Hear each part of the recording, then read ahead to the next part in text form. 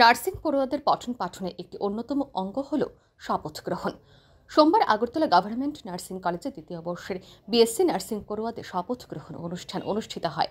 IgM হাসপাতাল কমপ্লেক্সের college অডিটোরিয়ামে আয়োজিত এই অনুষ্ঠানে উপস্থিত ছিলেন রাজ্যের মুখ্যমন্ত্রী প্রফেসর ডক্টর মানিক সাহা।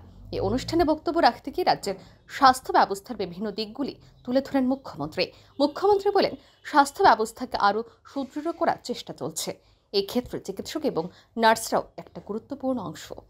চিকিৎসা ব্যবস্থার উন্নতির সাথে সাথে ডাক্তার এবং নার্সিং ব্যবস্থাও শক্ত হতে হবে। এই দিকটির প্রতি সরকারের লক্ষ্য রয়েছে। নার্সদের আর উন্নত মানের প্রশিক্ষণের ব্যবস্থা করা হচ্ছে। প্রয়োজনে বহিরাজ্য থেকে ফ্যাকাল্টি আনা হবে।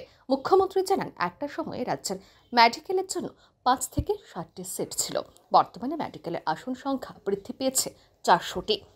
টিএমসি আরও 50টি আসনের জন্য আবেদন করেছে। এই আসন পেয়ে গেলে পরে রাজ্যে মেডিকেলের আসন সংখ্যা হবে 450টি।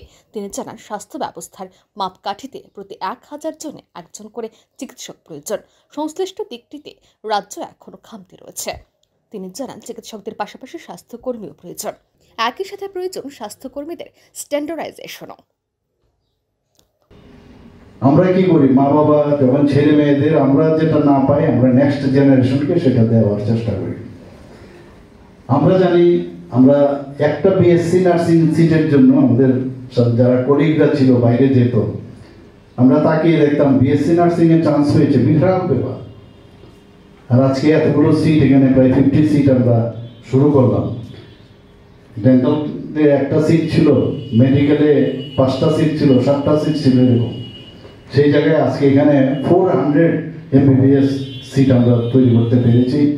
টিএমসি থেকে আমাকে জানানো হয়েছিল আরো 50টা সিটের জন্য ওরা অ্যাপ্লাই করেছে, হয়তো বা সেটাও হবে। 450% হিসাবে একজন 1:1000 রাখতে হয়।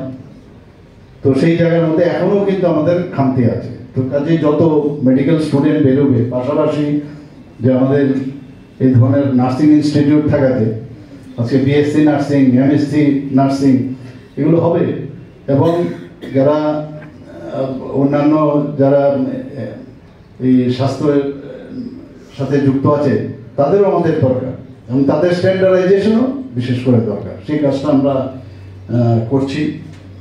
অনুষ্ঠানে দ্বিতীয় বর্ষের বিএসসি নার্সিং পড়ুয়ারা হাতে প্রদীপ নিয়ে শপথ বাক্য পাঠ করেন। নার্সিং পড়ুয়াদের এই কর্মসূচি মুখ্যমন্ত্রীকে অভিভূত করে।